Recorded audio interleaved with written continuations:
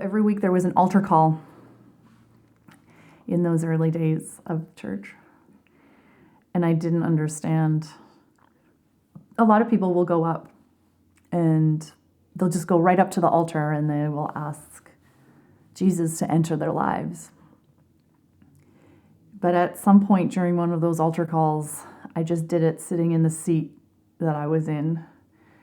And I would say that was probably 6 or 8 months after I had actually started attending the home church and then church. And it just seemed like doors would just start to open up and I would have to take little steps. But it wasn't easy. I didn't want to let go of an old life. I didn't want to let go of of my family. I didn't want to let go of what seemed like comforts of the world. It took a very long time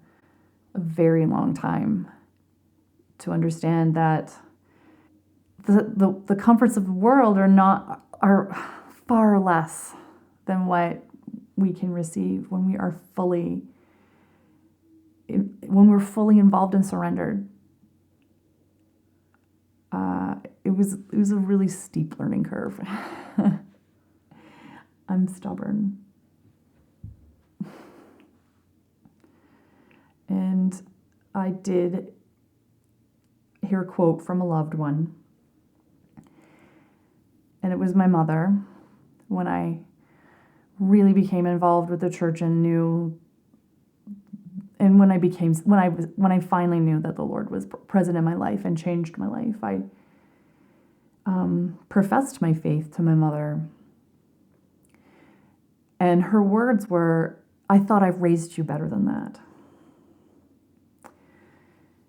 So I was caught between two worlds. Do you give up your family? Or do you give up eternity and love?